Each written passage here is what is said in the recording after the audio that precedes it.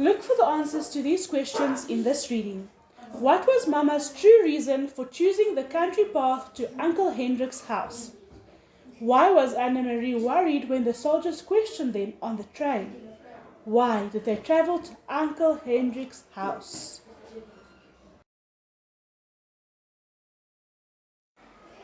The train ride north along the Danish coast was very beautiful. Again and again they could see the sea from the windows.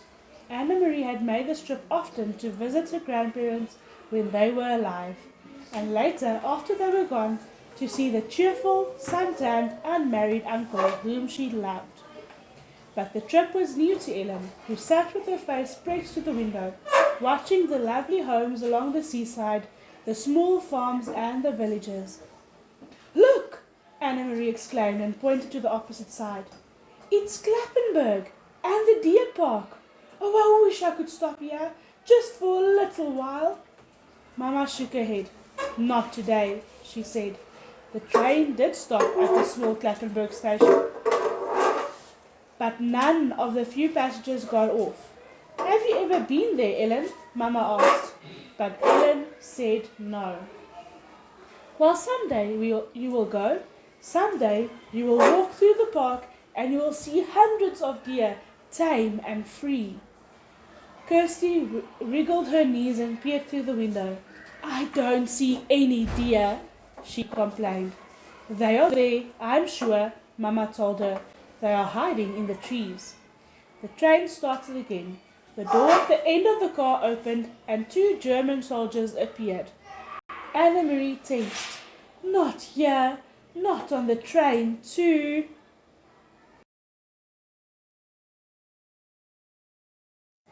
They were everywhere. Together the soldiers strolled through the car, glancing at the passengers, stopping here and there to ask a question. One of them had something stuck in his teeth. He probed with his tongue and distorted his own face. Anna Marie watched with a kind of frightened fascination as the pair approached. One of the soldiers looked down with a bored expression on his face. "Where are you going?" he asked. "Gilleleje," Mama replied calmly. "My brother lives here. We're going to visit him." The soldier turned away and Anna Marie relaxed. Then, without warning, he turned back. "Are you visiting your brother for the new year?" he asked suddenly. Mama stared at him with a puzzled look. "New year?" she asked. "It's only October." "And guess what?" Kirsty exclaimed suddenly in a loud voice, looking at the soldier. Anna Marie's heart sank and she looked at her mother. Mama's eyes were frightened. "Shh, Kirsty," Mama said. "Don't chatter so."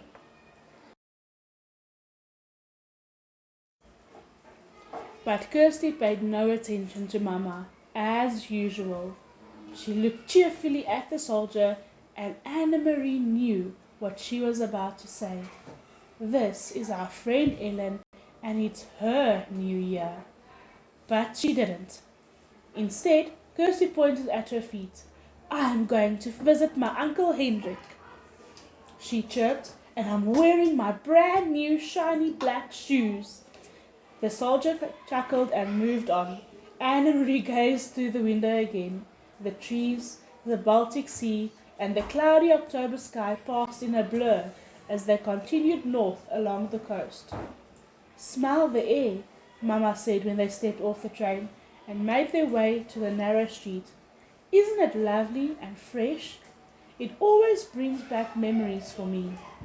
The air was breezy and cool and carried the sharp, not unpleasant smell of salt and fish.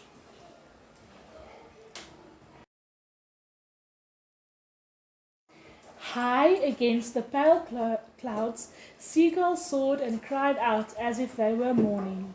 Mama looked at her watch. "I wonder if Hendrik will be back yet. But it doesn't matter. The house is always unlocked. Come on, girls, we'll walk. It isn't far, just a little under 2 miles, and it's a nice day. We'll take the path through the woods instead of the road. It's a little bit longer, but it's so pretty." Didn't you love the castle when we went through Halsinger, Ellen?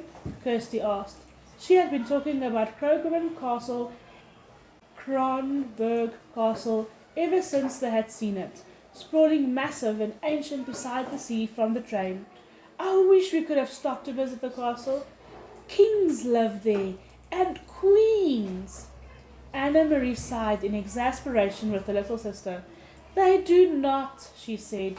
They did in the old days, but there aren't any kings there now.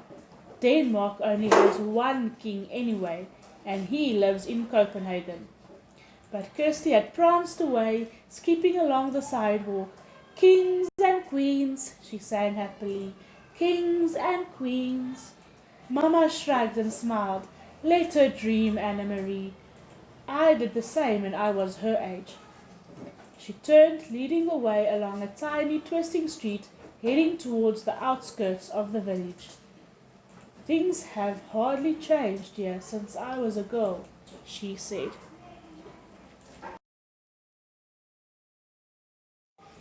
My Aunt Gita lived there in that house, she pointed, and she's been dead for years.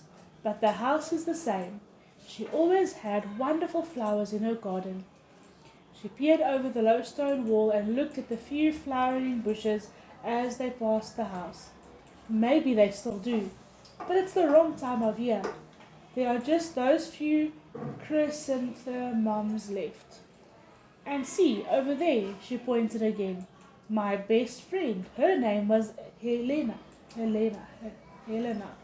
lived in that house. Sometimes I used to spend the night with her, but most often she came to my house on weekends. It was more fun to be in the country. My brother Henrik always teased us though. She continued with a chuckle. He told us ghost stories and scared us half to death. The sidewalk ended and Mama turned on a dirt path bordered by trees. When I walked each morning into town for school, she said, my dog followed me this far. At the end of the path, he turned and went back home. I guess he was a country dog and didn't like town. And do you know what? She went on smiling.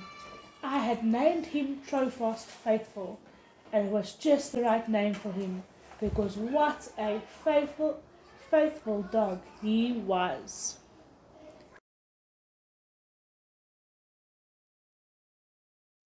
Every afternoon he was always right here, waiting for me to return. He knew the right time somehow. Sometimes as I come around this bend, even today, I feel as if I might come upon Trofast, waiting still, with his tail wagging. But the path was empty today. No people, no faithful dogs. Mama shifted the bag she was carrying from one hand to the other, and they walked on through the woods until the path opened to a meadow dotted with cows. Here the path skirted the edge of the field, along a fence, and beyond it they could see a grey sea, ruffled by wind. The breeze moved the high grass. At the end of the pasture they entered the woods again, and Anna Marie knew they would soon be there. Uncle Hendrik's house was in a clearing beyond these woods. Do you mind if I run ahead? She asked suddenly.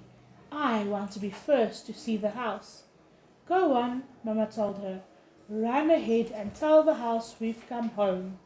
Then she put her arm around Ellen's shoulders and added, say that we've brought a friend.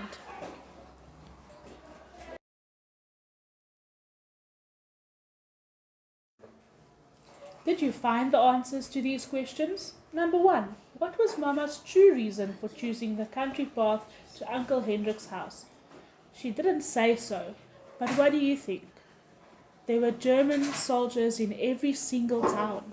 Why would she choose to go the country route even though it was longer? Number 2. Why was Anna Marie worried when the soldiers questioned them on the train? Because they are everywhere and she was so scared that this time they are going to see through them and take Ellen away. And then number 3. Why did they travel to Uncle Hendrik's house in the first place? Do you know why? I'm sure you do. It's to keep Ellen safe. Because the soldiers got suspicious and they didn't expect them to actually come in the house and start nonsense like that, so they were afraid and they decided to rather go and keep Ellen in the countryside.